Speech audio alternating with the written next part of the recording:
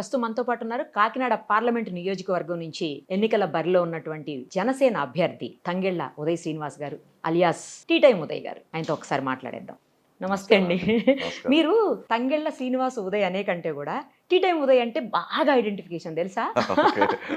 ఎందుకంటే tea time ద్వారా మీరు కొన్ని వందల మందికి డైరెక్ట్ గా ఇండైరెక్ట్ గా వాళ్ళ కుటుంబాలకు చాలా హెల్ప్ చేస్తున్నారు. ఏది ఓన్లీ ఎంప్లాయీస్ గురించి మాట్లాడా. ఇంకా మీరు ఇచ్చినటువంటి ఫ్రాంచైజీలతోటి చాలా మంది, నేను చాలా తిరుగుతుంటాం కదండి, అనేక ప్లేసెస్లో మేము ఫ్రాంచైజీలతో మాట్లాడుతుంటాం. ఎంత వస్తుంది ఏంటని నేను పర్టికులర్గా అడుగుతుంటాను. అంటే ఎవరన్నా తీసుకుంటే లాభం ఉండాలి కదా అన్న ఉద్దేశం. నాకు ఒక్కళ్ళు కూడా ఇప్పటికొచ్చి ప్రాబ్లం అని కానీ లేకపోతే లాస్ అయ్యామని కానీ చెప్పలేదు. నేను అమౌంట్ ఇప్పుడు చెప్పలేను, డిస్క్లోజ్ చేయలేను ఇక్కడ. బట్ పెద్ద అమౌంట్స్ చెప్తున్నారు వాళ్ళు సంపాదిస్తున్నది. నాకు అది బాగా అనిపించింది. అందుకనే చాలా మందికి ఇండైరెక్ట్గా కూడా మీరు వాళ్ళకి జీవనోపాధి కల్పిస్తున్నారు. యూ బ్లెస్డ్ ఆ విషయం. ఎందుకంటే మామూలు విషయం కాదండి. అంతమంది మిమ్మల్ని tea time Uday tea time Uday tea time Uday అని ఇంతమంది రోజు లేచిన దగ్గర నుంచి మీ పేరు తలుస్తూనే ఉంటారు. చాలా బ్లెస్డ్ అండి. అదే కదా. యా, ఎలా సాగుతుంది మీ క్యాంపెయినింగ్? క్యాంపెయినింగ్ వచ్చేసి గోయింగ్ వెరీ గుడ్ అండి. అసలు చాలా బాగుంది. ప్రజలందరూ కూడా ఘన స్వాగతం పలుకుతారు. ఇంకా మార్నింగ్ 7 నుంచి స్టార్ట్ చేస్తే నైట్ 12-1 అవుతుంది. ప్రజలు ఎక్కడా తగ్గకుండా ఏ టైంకి వెళ్ళినా సరే ఘన స్వాగతం పలుకుతా. 7 నియోజకవర్గాలలోని అసలు ప్రజాదరణ మాత్రం ద హైయెస్ట్ ఉందండి. ఇక్కడ కూటమిని ఎట్టి పరిస్థితుల్లో గెలిపించుకునే బాధ్యత మా మీద ఉందన్న స్థాయిలో ప్రజలు ఆదరిస్తున్నారు. అసలు చూస్తుంటే నిజంగా వెరీ హ్యాపీ. అసలు పర్యటనలో పాల్గొనడంలో కానీ క్యాంపెయిన్లో పాల్గొనడం కానీ మనకే ఒక కొత్త ఉత్సాహం తెచ్చేలాగా ప్రజలు పాల్గొంటున్నారు. అందుకే మీరు మార్నింగ్ ఎప్పుడో 7కి వెళ్ళిపోతున్నారంట, నైట్ అసలు 12 లోపు రావట్లేదంట. మిమ్మల్ని పట్టుకోవడానికి మాకు 1 మంత్ పట్టింది.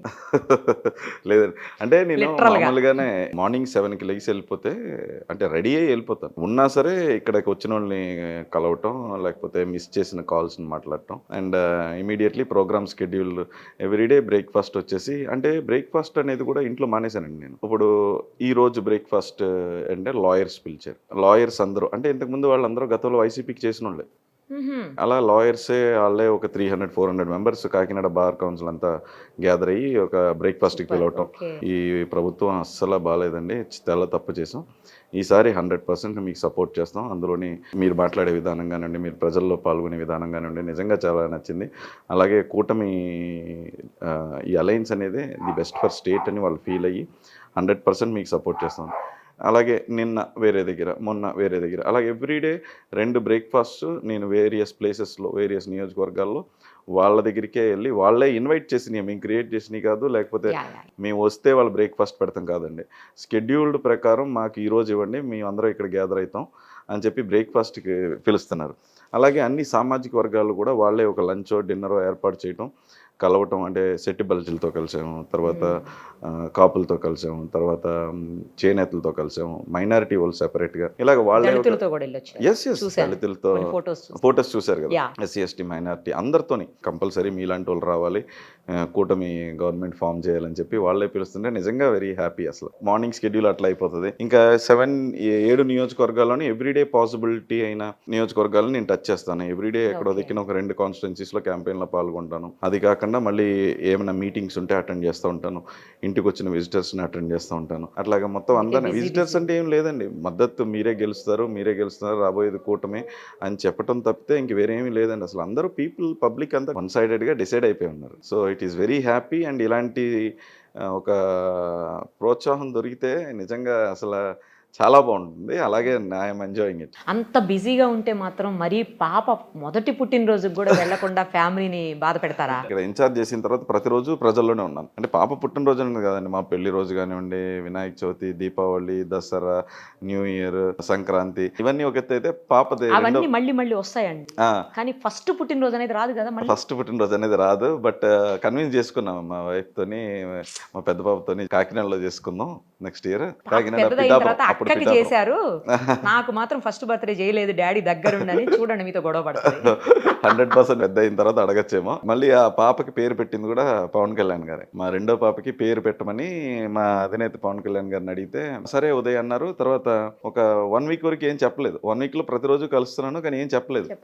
ఒకరోజు మార్నింగ్ 5:45కి ఎప్పుడో కాల్ చేశారు, పేరు చెప్తున్నాను రాసుకో అని చెప్పి, అమాని రాజ్యధాయిని అని పెట్టారండి. ఏంటండి మళ్ళీ చెప్పండి. అమాని రాజ్యధాయిని.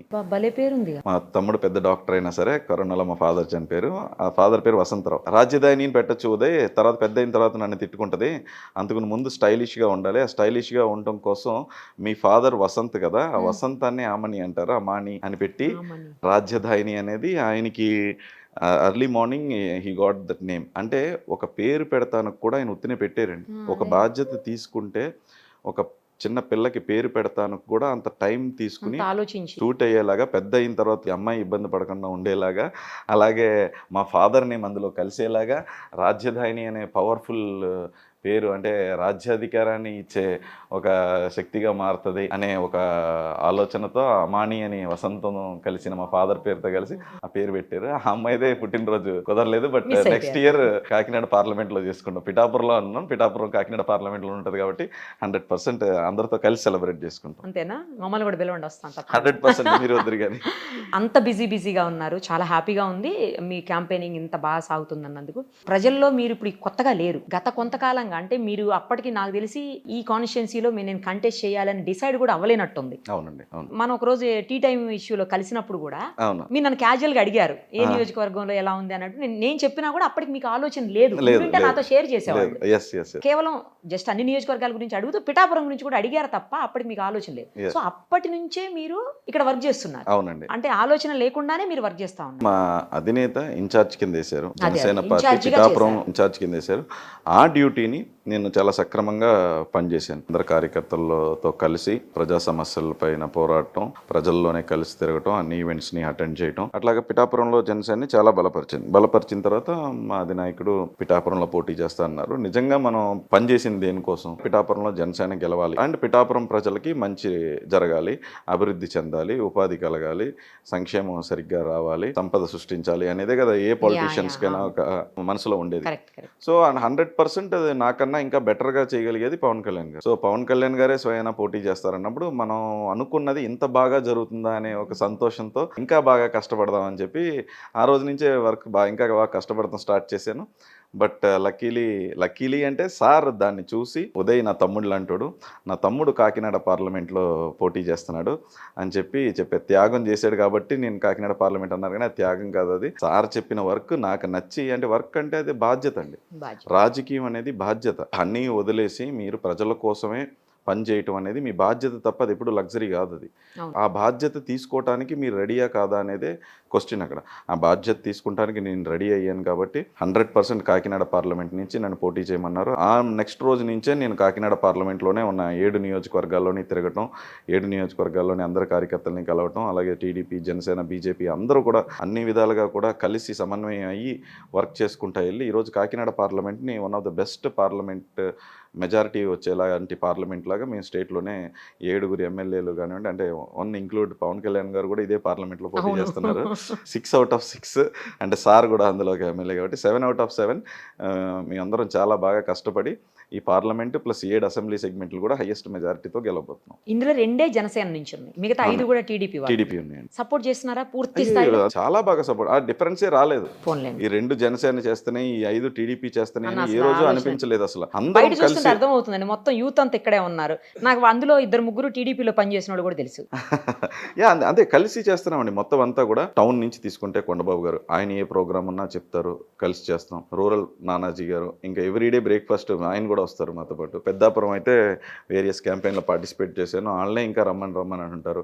అలాగే నిన్న కూడా తునిలో ఉన్నాను, మీరు కూడా వెళ్ళారని విన్నాను. సో తునిలో నేను దివ్య గారితో కలిసి ప్రోగ్రామ్ కూడా, నేను చాలా మంచి successful program. And Prathipadu Jaggampeta అయితే నెహ్రూ గారు, నా కొడుకు నవీన్ నుంచుంటే నేను ఎలా చేస్తాను, ఉదయ్ కూడా నా కొడుకు లాంటోడు, కార్యకర్తలు మీటింగ్ పెట్టి నవీన్ నా కొడుకు నుంచుంటే మీరు ఎలా చేస్తారో అలాగే ఉదయ్ కూడా నా కొడుకుగా అనుకుని మీరు చేయాలి అన్నంత బాగా ఆయన ప్రోత్సహించారు. ప్రతిపాడు కూడా పాపం మేడం చాలా బాగా కష్టపడుతున్నారు. ఆమె రాజా గారు చనిపోయారు, ఈవెందో ఆమె ఏ రోజు రాకపోయినా ఇప్పుడు ప్రతిరోజు ప్రజల్లోనే ఉంటూ చాలా బాగా కష్టపడుతూ అండ్ మమ్మల్ని అన్ని ప్రోగ్రామ్స్లోని కలుపుకుని నిజంగా చాలా బాగా చేసుకుంటున్నాం కాకినాడ పార్లమెంట్ని. ఎక్కడ ఏ విభేదాలు భేదాలు లేకుండా చాలా బాగా జరుగుతుంది కాకినాడ పార్లమెంట్. అండ్ పిఠాపురం అంటారా, ఇంకా క్యాంపెయిన్ మొత్తం ప్రతి వీధిలోని ప్రతిరోజు క్యాంపెయినే. కాకినాడ నియోజకవర్గ పరిధిలో ప్రధానంగా ఉన్న సమస్యలు అందరికి తెలుసు. రోడ్స్, తర్వాత చేనేత కార్మికులది ఒక ప్రాబ్లము, తర్వాత బీచ్ ఇష్యూస్, ఇలా రకరకాలుగా ఉన్నాయి.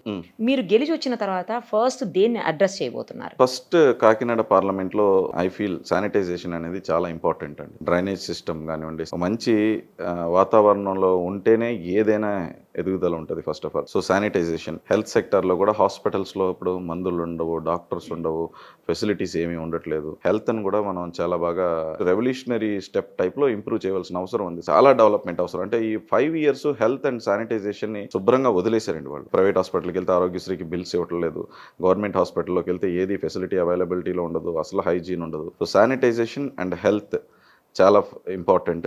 అండ్ అగైన్ ఏలేరు శుద్ధగడ్డ ఆధునీకరణ కూడా ఫస్ట్ ప్రయారిటీస్లో ఇది కూడా ఉంటుందండి. ఎందుకంటే అది ఎప్పటి నుంచో స్వయానా ముఖ్యమంత్రి గారే వచ్చి 175 కోట్లు నేను శాంక్షన్ చేస్తున్నాను అని చెప్పి సంవత్సరంన్నర అయిపోయిన తర్వాత కూడా ₹1 పంపించింది లేదు, దానిపైన వర్క్ చేయమంది లేదు. ఇక్కడి నుంచి ఎమ్మెల్యేలు ఎవరో వెళ్ళి అడగటానికి కూడా దిక్కు దివానం లేదండి. అసలు వీళ్ళు అడగరు, వాడిని ఎవరు అంటే వాళ్ళకే తెలుసు ఆయన ఇచ్చే పని కాదు, ఉత్తనే అడ్వర్టైజ్మెంట్ పర్పస్ కోసం వచ్చారు, అలాగే అనౌన్స్ చేసి వెళ్ళిపోయారు.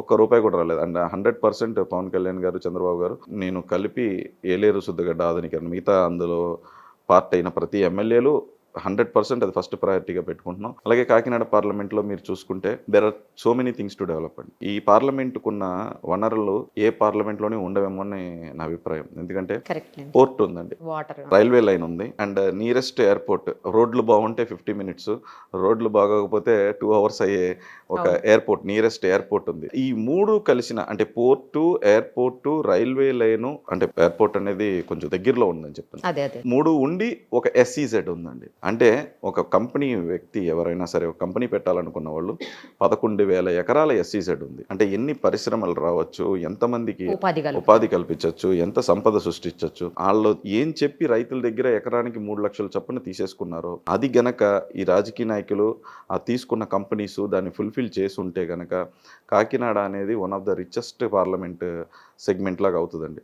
కానీ సుమారు 15 సంవత్సరాల నుంచి అక్కడ రాష్ట్ర ఆదాయాన్ని వచ్చే పండనివ్వకుండా, పరిశ్రమలు రానివ్వకుండా, పరిశ్రమలు ఎందుకు రావట్లేదంటే అవి పెద్ద పెద్ద కార్పొరేట్ చేతుల్లో ఉన్నాయండి. వాళ్ళు ఏమంటున్నారు, ఎకరానికి 2 కోట్లు ఇస్తేనే ఇక్కడ వచ్చి కంపెనీ పెట్టుకోవచ్చు అంటున్నారు. స్పెషల్ ఎకనామిక్ జోన్లో తీసుకుని వాళ్ళకి ఏంటంటే కంపెనీలు వచ్చినా రాకపోయినా ఏం పర్వాలేదు, వాళ్ళ దగ్గర ఆల్రెడీ లక్షల కోట్లు ఉన్నాయి, అది ఒక రియల్ ఎస్టేట్ భూమిలాగే చూసుకుంటున్నారు దాన్ని. కానీ అవసరం ఎవరికండి, కాకినాడ పార్లమెంట్లో ఉన్న ప్రజలందరికీ, అక్కడ అభివృద్ధి కోసం భూములు ఇచ్చేసిన రైతులకి, చుట్టుపక్కల ప్రాంతాల్లో ఉన్న ప్రజలందరికీ కూడా చాలా అవసరం. సో వీళ్ళు దాన్ని రియల్ ఎస్టేట్ లాగా చూస్తున్నారు తప్ప నిజంగా ఒక చిత్తశుద్ధితో 100% మీరు ఓపెన్ చేయాలి, లేకపోతే ల్యాండ్ తీసుకుని రైతులకే ఇచ్చేస్తామంటే ఎందుకు పెట్టరండి? 100% వాళ్ళు పెట్టాలి, పెట్టకపోతే తీసుకుని రైతులకి ఇచ్చేసేలాగా చట్టం చాలా స్ట్రిక్ట్గా తయారు చేస్తాం. ఈసారి మాత్రం అక్కడ SEZలు ఏ ఉద్దేశంతో మీరు రైతుల దగ్గర భూములు తీసుకున్నారో ఆ ఉద్దేశాన్ని పూర్తి చేసేలాగా, అండ్ అక్కడ పరిశ్రమలు తీసుకొచ్చేలాగా, అభివృద్ధి చేసేలాగా, సంపద సృష్టించేలాగా, ఉపాధి కల్పించేలాగా 100% నేను కృషి చేస్తాను. దానిపైన SEZ పైన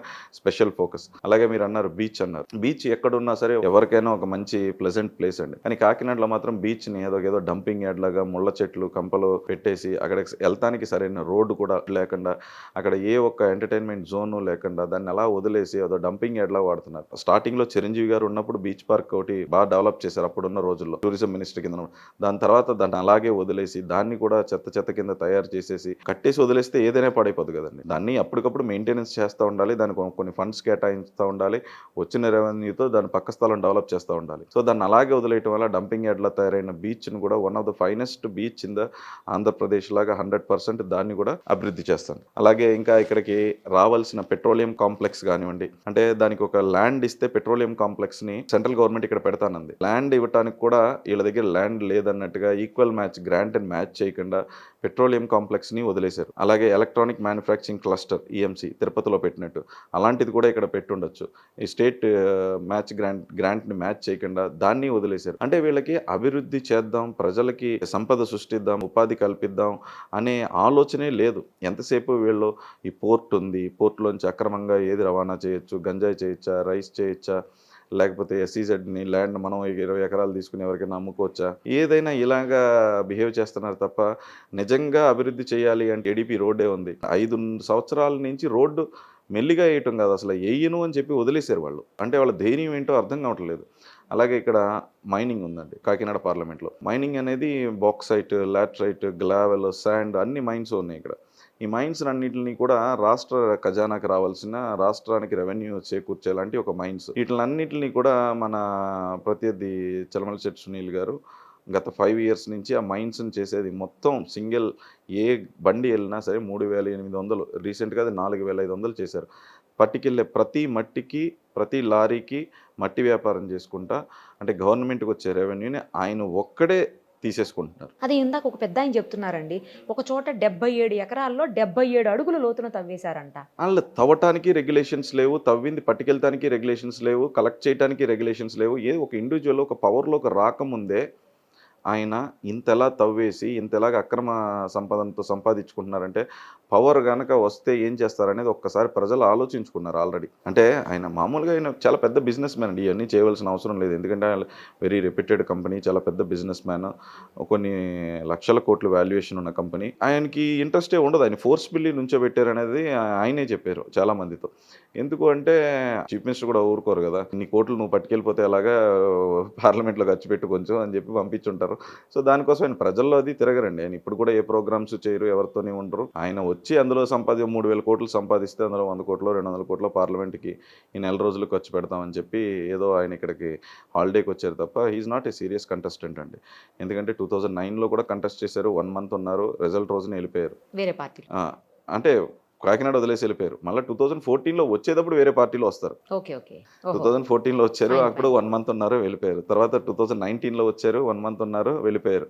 అంటే ఈ 9లో చేసిన వాళ్ళు మళ్ళా ఇంకా ఎలక్షన్తో అయిపోయింది. ఇక్కడ ఉండరా అండి? ఎక్కడ ఉంటారు ఆయన? హైదరాబాద్, లండన్లో అవి ఇల్లు ఉన్నాయి కదండి, అఫిడవిట్లో చూపించారు కదా, లండన్లో ఇల్లు ఉన్నాయి, దుబాయ్లో ఎక్కడో దేశ విదేశాల్లో ఇల్లులు ఉన్నాయి, వాళ్ళ ఫ్యామిలీ అంతా కూడా బయట ఉంటారు. సో ఈయన కూడా ఏంటంటే జస్ట్ నామకే వస్తే ఏదో వస్తారు తప్ప ఆయనకి ఇంట్రెస్ట్ లేదండి అసలు. చేద్దామన్నప్పుడు ప్రజల్లో తిరగాలి కదండి. ఇప్పుడు ఓడిపోయామనుకోండి, ప్రజల్లోనే తిరుగుతున్నారు అనుకోండి, ఆ ప్రజల్లో సింపతి వస్తుంది, 100% ఈయన ప్రజల్లోనే తిరుగుతున్నారు, ఈసారి గెలిపిద్దాం అంటారు. ఆయనకి తెలుసు, ఎందుకంటే ఓడిపోతే ప్రజల్లో తిరిగితే ఎందుకు ఆదరించారని ఆయనకి తెలియదా? తెలుసు.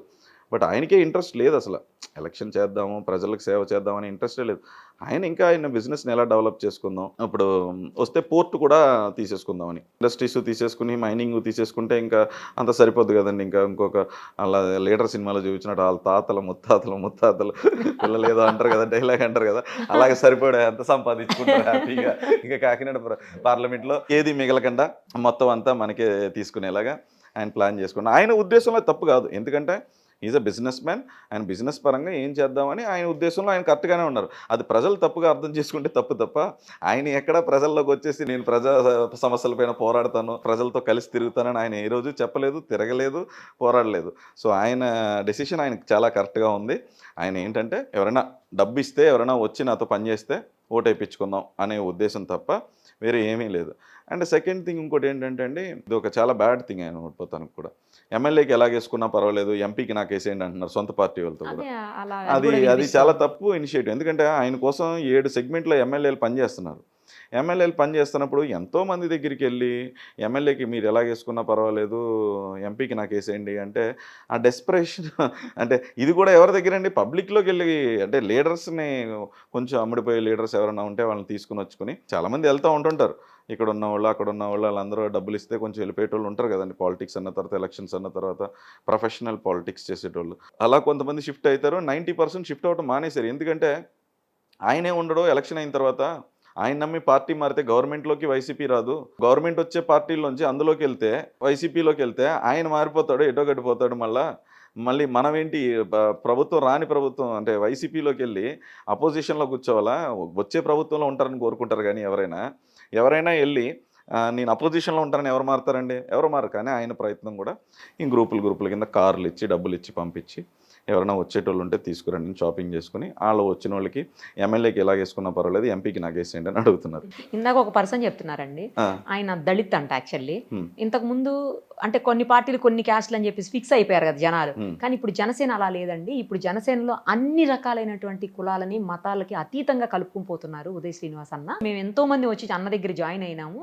ఇవాళ అసలు ఒక కులంతో, ప్రాంతంతో పని లేకుండా మొత్తం ఈ చుట్టుపక్కల అందరం కూడా ఆయనకి సపోర్ట్గా ఉన్నాము, ఖచ్చితంగా ఉంటామని చెప్పారు. బయటంతా కూడా యూతే కనిపిస్తున్నారు అసలు. అంటే అది ఒక పార్టీకి ఒక కులం అనేది it's with in leaders, but క్యాడర్లో ఇప్పుడు మామూలుగా ఒక లీడర్ ఉన్నారనుకోండి, మా అధినేత పవన్ కళ్యాణ్ గారు, కులాల గురించి ఎవరు మాట్లాడే ధైర్యం కూడా ఎవరు చేయరు ఆయన దగ్గర. సరే ఈ కమ్యూనిటీ బాగుంటుంది, ఈ కమ్యూనిటీ ఎలా ఇచ్చేయండి, ఆ కమ్యూనిటీ గురించి మాట్లాడే ధైర్యం ఆయనకి అందరూ ఈక్వల్ అంతే.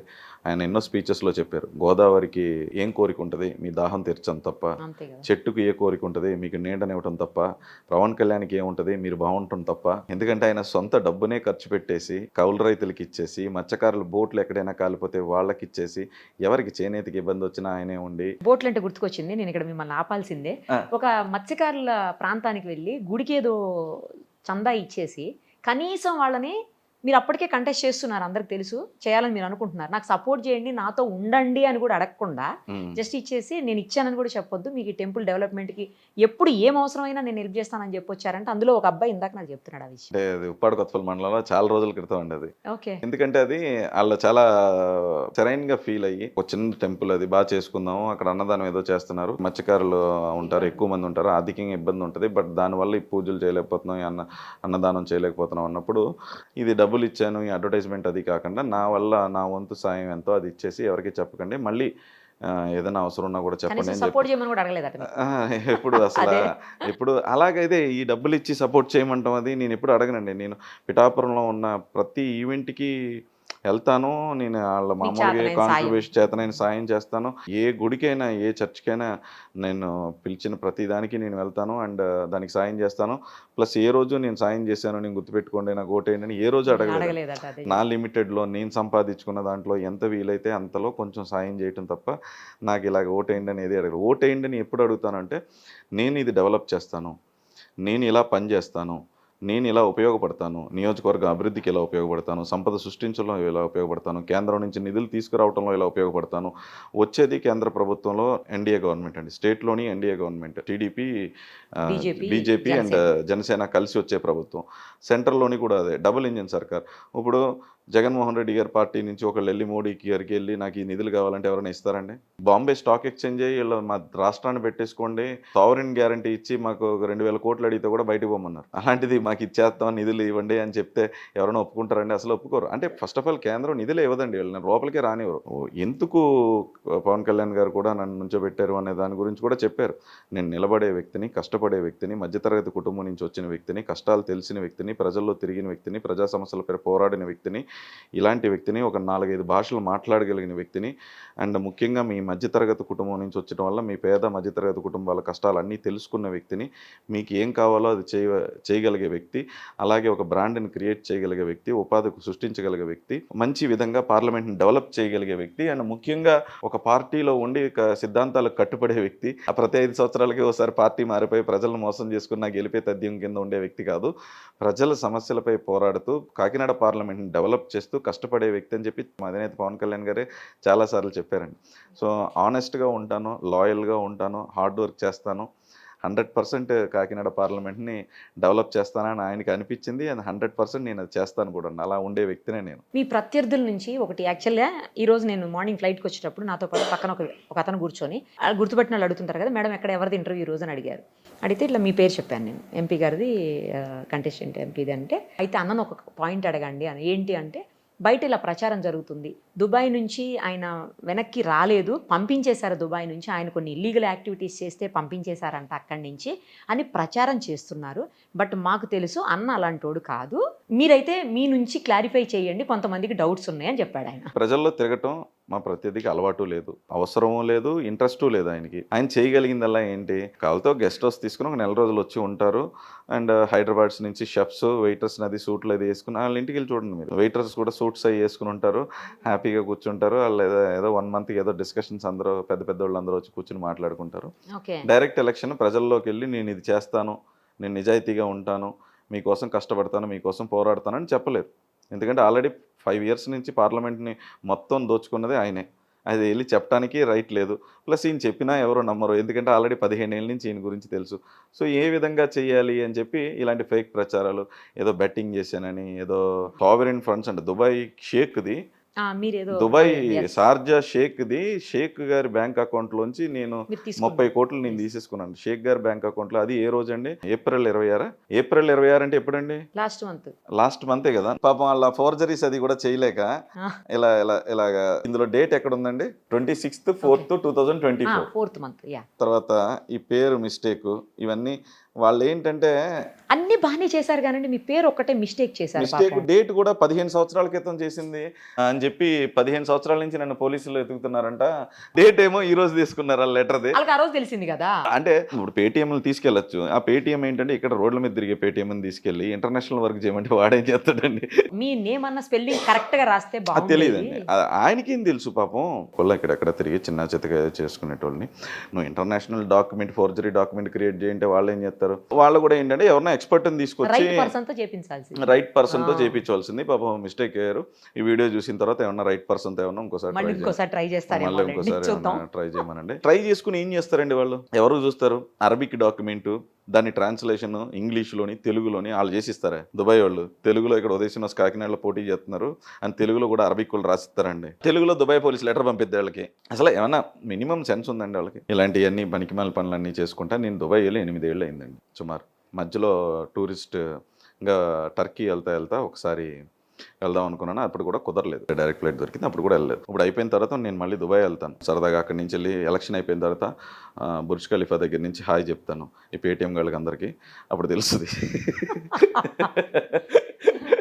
సరదాగా ఎవరైనా వాళ్ళు కూడా వచ్చి జాయిన్ అవ్వమంటే జాయిన్ అవ్వండి, నేనే టికెట్ వేసి తీసుకెళ్తాను వాళ్ళని ఆ దుబాయ్కి. ఈ పేటీఎం వాళ్ళందరినీ కూడా తీసుకెళ్తాను. సో ఇలాంటి మానేసి దయచేసి మామూలుగా ప్రజల్లోకి రండి, తిరగండి. మీ ఎమ్మెల్యేలతో మీరు నిజాయితీగా ఉండండి. మీ ఎమ్మెల్యేలతో కూడా మీరు నిజాయితీగా ఉండకపోతే ప్రజలకు ఎలా ఉంటారు? మీ ఎమ్మెల్యేలకే ఓటేయొద్దు, డైరెక్ట్గా నాకు వేసేయండి అని అడుగుతున్నారంటే ఎలా నమ్ముతారండి పబ్లిక్? అసలు క్యాడర్ ఎలా నమ్ముతుంది? అసలు సొంత వైసీపీలో అది ఎంత దుర్మార్గ పార్టీ అయినా కానివ్వండి. పాపం దూరంపూడి చంద్రశేఖర్ రెడ్డి ఉన్నారు, ఏదో ఆయన పని ఏదో ఆయన చేసుకుంటున్నారు. పార్టీకి సిన్సియర్గా ఉన్నాడు. ఎన్ని చెడ్డ పనులు చేసినా, ఏ ఇల్లీగల్ యాక్టివిటీస్ చేసినా that next government will take care about that. యాక్చువల్గా ఉన్నది ఏంటి? ఆ పార్టీకి అయితే ఆనెస్ట్గా ఉన్నాడు కదా. ద్వారంపూడి చంద్రశేఖర్ రెడ్డి లాంటి వాళ్ళే పార్టీకి ఆనెస్ట్గా ఉన్నారు. వాళ్ళ దగ్గరికి కూడా వెళ్ళి టౌన్లోకి వెళ్ళి ఎమ్మెల్యేకి ఎవరికి కలుతాలకు వేసేయండి, ఎంపీకి నాకు వేసేయండి అంటున్నారు. ఆ పెద్దాపురం అయితే టార్చర్ పెడుతున్నారు. ఎమ్మెల్యేకి ఎవరికి కలుతాలకు వేసుకోండి, ఎంపీకి నాకు వేసేయండి అని. జగంపేట అదే పరిస్థితి, తుని అదే పరిస్థితి. మొత్తం ఈయనకి హెల్ప్ చేద్దాం అనుకున్నా కూడా ఎవరు చేసే పరిస్థితి లేదు. వీళ్ళు ఎమ్మెల్యేలు ఎవరోని సొంత ఎమ్మెల్యేలకే వెన్నుపోటు పడుతున్నారు. అది వాళ్ళకి తెలుసో తెలీదో నాకు తెలియదు, కానీ అండర్ గ్రౌండ్లో వాళ్ళ ఎమ్మెల్యేస్ని చాలా డ్యామేజ్ చేస్తున్నారు వీళ్ళు. ఇంకోటి ఏంటంటే క్యాడర్ కూడా సెకండ్ క్యాడర్ ఉంటారండి. అంటే మండల స్థాయి క్యాడర్, గ్రామ స్థాయి క్యాడర్స్. అది ఆ గ్రామ స్థాయి క్యాడర్స్, మండల స్థాయి క్యాడర్స్ వైసీపీలో ఉన్న వాళ్ళకి ఎంత బాధ వేస్తుందండి. నువ్వు రాత్రిపూట వెళ్ళి తెలుగుదేశం వాళ్ళని జనసేన వాళ్ళని కలిస్తే వాళ్ళని కలిసి వాళ్ళు వస్తారా మా దగ్గరికి రండి, ఏమైనా చేయించుకోండి, డబ్బులు ఇస్తాము అని చెప్తుంటే అప్పుడు వీళ్ళ కోసం పనిచేసే వాళ్ళందరినీ నువ్వు కలిసావు? ఫస్ట్ ఆఫ్ ఆల్ కలవలేదు. ఎవరిని కలవరండి ఆయనకి ఎవరు సజెషన్ ఇస్తున్నారు? కానీ సొంత పార్టీ వాళ్ళు క్యాడర్ని ఫస్ట్ చూసుకోకుండా, వాళ్ళ మీద నమ్మకం లేకుండా ఎదురు పార్టీ నుంచి ఎవరైనా వస్తారేమో తీసుకొద్దాం అంటే వైసీపీ కార్యకర్తలకి, నాయకులకి నేను 100% చెప్పేది ఏంటంటే ఫస్ట్ ఆఫ్ ఆల్ అతను ఇంకో పార్టీ వాళ్ళ దగ్గరికి వెళ్ళినప్పుడు మీరు ఖండించండి, మీ దగ్గరికి రానివ్వకండి. అసలు మీకు నిజాయితీగా ఉండమనండి అతన్ని. అది చాలా ఇంపార్టెంట్ విషయం. ఎందుకంటే ప్రతిసారి ఇంక ఇదే పని అయిపోతుంది ఇతనికి. ఎవరైనా ఎదురు పార్టీ నుంచి తెచ్చుకుందాం అంటే మీరు పనికిరారు అని చెప్పేది మీ ఎంపీ అభ్యర్థే, మీరు మాకు సరిపోరు అని చెప్పేది ఎంపీ అభ్యర్థే. అంటే ఈ కార్యకర్తలతోని, ఇప్పుడున్న నాయకులతోని మనం ఓడిపోతున్నాం, మనకి ఎదుటి సైడ్ నుంచి బలం కావాలి అని ఓపెన్గా బహిరంగంగా చెప్పేది ఇప్పుడు ఎంపీ అభ్యర్థి చలమలశెట్టి సునీల్ గారే. సో వైసీపీ కార్యకర్తలు, నాయకులు అందరూ ఒకసారి ఆలోచించుకోండి. నిజంగా మీరు బలంగా ఉన్నారు, మీరు సరిపోతారు, మీరు గెలిపిస్తారు అనుకుంటే ఇతను టీడీపీ వాళ్ళ దగ్గరికి, జనసేన వాళ్ళ దగ్గరికి ఎందుకు వెళ్తున్నాడు? ఇండిపెండెంట్ వేయవలసిన వాళ్ళందరికీ కూడా డబ్బులు ఎందుకు ఇచ్చుకోవాల్సి వస్తుంది? దొంగ ప్రచారాలు ఎందుకు చేయవలసి వస్తుంది? ఎందుకు ఫేక్ డాక్యుమెంట్స్ క్రియేట్ చేయవలసి వస్తుంది? అలాగే తంగెల శ్రీనివాస్ అని ఒక నామినేషన్, ఉదయ్ అని ఒక నామినేషన్, అంటే ఇంకో రూటే లేదు వాళ్ళకి. అది కూడా మీకు దగ్గరగా పెట్టారు. మీరు 9 నంబర్ కదా, అది 8 పెట్టారు. 8 పెట్టి ఏదో సంథింగ్ 5 అంటే ఈ పని తప్ప డైరెక్ట్ గా వెళ్ళి ప్రజల్లోకి చేయండి. గ్లాస్ కి దగ్గరగా బకెట్ పెట్టారు. బకెట్ పెట్టారు, ఇలాగ ట్రై చేస్తున్నారు తప్ప ఇవన్నీ కూడా వాళ్ళు చేసుకునేవాడి, నో ఇష్యూస్. బట్ నువ్వు ఉన్న పార్టీ కార్యకర్తల్ని, నాయకుల్ని ఇన్సల్ట్ చేయకండి, వాళ్ళని అవమానపరచకండి. చాలా పెద్ద అవమానం అది. ఎందుకంటే వైసీపీలో ఉన్న నాయకుల్ని, కార్యకర్తల్ని నేను నమ్మను, మీ వల్ల కాదు అని ఈయనే చెప్పేస్తున్నాడు. అప్పుడే కదా ఎదురు పార్టీ వాళ్ళ దగ్గరికి వెళ్ళి కార్లు పంపించడం, డబ్బులు పంపించడం, రండని అడుక్కోవడం ఇవన్నీ అప్పుడే వస్తాయి కదండి. సో దయచేసి వైసీపీ కార్యకర్తలు, నాయకులు అందరూ నిలదీసి అడగవలసింది, మాతో ఎలక్షన్ చేస్తావా చేయవా అని తేల్చుకోండి ఫస్ట్ మీ ఎంపీతో. ఎమ్మెల్యేలు అందరూ కూడా తేల్చుకోండి. ఏంటి ఓటు ఎందుకు డైరెక్ట్గా వెళ్ళి మాకు ఎమ్మెల్యేకి ఎలాగైనా పర్లేదు ఎంపీకి ఎందుకు మాకు వేసేయండి అని ఎలాగ అడుగుతున్నారు. పార్టీలో ఈయన నిజాయితీగా లేడండి, ఎవరితోనే నిజాయితీగా లేడు, పోటీ చేసే ప్రజలతోనే నిజాయితీగా లేడు. 5 ఏళ్ళ నుంచి మైనింగ్లో దోచుకుంటున్నాడు. బట్ యాజ్ ఎ పర్సన్ మళ్ళీ మామూలుగా ఏంటంటే బయట ఒకసారి నేను నాగబాబు గారు పెళ్ళికి వెళ్ళినప్పుడు అది కలిసామండి. చాలా బాగా మాట్లాడతారు, అన్నీ ఓకే. చేస్తారు. ఆయన ఎలా ఉన్నా సరే ఈ పాలిటిక్స్ అనేది ఆయనకి ఇంట్రెస్ట్ లేదు, ప్రజల్లో ఉండటం ఆయనకి ఇష్టం లేదు. బలవంతంగా తీసుకొచ్చి కూర్చోబెట్టారు. పాపం May 13th ఈవినింగ్ ఫ్లైట్కి ఏదో వేసుకున్నారండి టికెట్. మీకు ఆ టికెట్ కూడా వచ్చిందా ఏంటి? లేదు, వాళ్ళందరూ 12-13 మంది వేసుకున్నారంట. సో ఎవరో ఒకరు చెప్తారు మే 13 బయటికి వెళ్తున్నాం, మే 13 బయటికి వెళ్తున్నాం అని చెప్పి ఆల్రెడీ ప్రచారం జరుగుతుంది. Right. హాలిడేకి వెళ్తాను నేను వస్తాను, దుబాయ్కి వస్తాను, దుబాయ్లో మీ అందరికి డిన్నర్ హాయ్ ఇప్పిస్తాను. చెప్తారా ఇలా అక్కడ? హాయ్ చెప్పి డిన్నర్ కూడా we will have a dinner in Dubai, రండి అందరూ రండి. రైట్.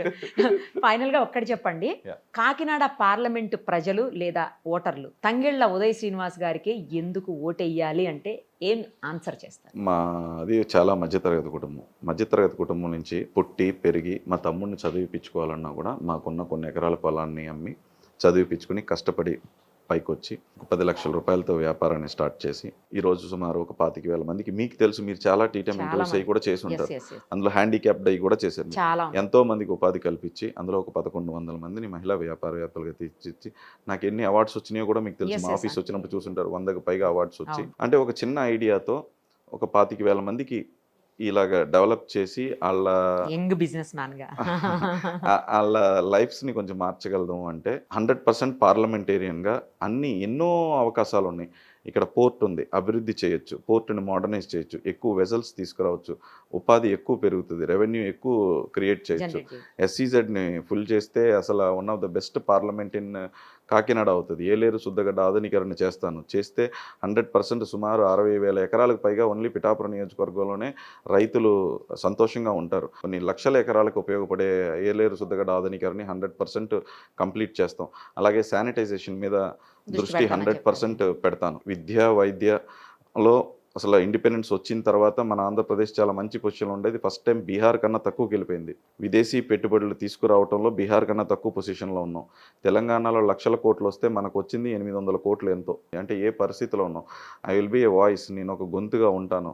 మన కాకినాడ పార్లమెంట్లో వినిపించేలాగా, విదేశీ పెట్టుబడులు తీసుకొచ్చేలాగా నా ప్రయత్నం నేను 100% కృషి చేసి, అలాగే చేనేతలకి ఒక మంచి బ్రాండ్ని క్రియేట్ చేసి ఉప్పాడ తాడిపత్తి శారీస్కి వాళ్ళకు ఒక మంచి మార్కెట్ యార్డ్ కట్టి 25 పార్లమెంట్లోని ఎవరు బట్టలు కొనాలన్నా వచ్చి ఇక్కడికి వచ్చి ఆ షాపింగ్ని ఎంజాయ్ చేసేలాగా కాకినాడ బీచ్ని ఒక మంచి టూరిజం స్పాట్ లాగా తయారు చేసి, ఎవరు హాలిడే చేయాలన్నా కాకినాడ వెళ్ళాలి, మనం గోవాకి వెళ్ళటం కాదు, బయట ప్రాంతాల నుంచి కాకినాడ వచ్చేలాగా 100% ఆ టూరిజంని డెవలప్ చేస్తాం. అండ్ బీచ్ లివింగ్ అంటే బీచ్ ఉంటే దాని ముందు ఇల్లు ఉంటాయి ఎక్కడైనా సరే, అసలు ఒక్క ఇల్లులు కూడా కట్టుకునే పరిస్థితి లేదు.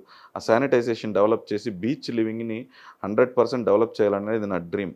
అలాగే గోదావరి రుచులు అనేది చాలా ఫేమస్. అలాగే దానికి ఒక కల్నరీ ఇన్స్టిట్యూట్ పెట్టి గోదావరి రుచుల్ని ప్రపంచవ్యాప్తంగా తీసుకెళ్లేలాగా అండ్ మంచి ఎడ్యుకేషనల్ ఇన్స్టిట్యూట్స్ తీసుకొచ్చేలాగా, పెట్రోలియం యూనివర్సిటీ ఇక్కడి నుంచి కేవలం 60 ఎకరాల పొలం ఇవ్వలేక వెళ్ళిపోయింది అది. అలాంటి ఏ ఆపర్చునిటీ మిస్ చేయకుండా ఇంకా రావాల్సినవన్నీ ఇంకా మంచి యూనివర్సిటీస్ని ఇక్కడ తీసుకొచ్చే విధంగా పరిశ్రమల్ని పొల్యూషన్ చేయనివ్వకుండా నిజంగా స్ట్రిక్ట్ గైడ్లైన్స్ ఫాలో చేసి పర్యావరణాన్ని పరిరక్షించే విధంగా కాకినాడ పార్లమెంట్ని అన్ని విధాలుగా, railway line Pithapuram Kakinada railway line main line చేసేలాగా అన్ని విధాలుగా నేను ఈ కాకినాడ ప్రజల కోసం గొంతెత్తి పార్లమెంట్లో మాట్లాడతాను. అలాగే ఎక్కువ గ్రాంట్స్ని తీసుకురాగలను. ఎందుకు అంటే పవన్ కళ్యాణ్ గారికి, ప్రధాని నరేంద్ర మోడీ గారికి ఉన్న అనుబంధం తెలుసు. ఎవరు వెళ్ళి అడిగితే ఆ నిధులు కేటాయిస్తారనేది కూడా తెలుసు.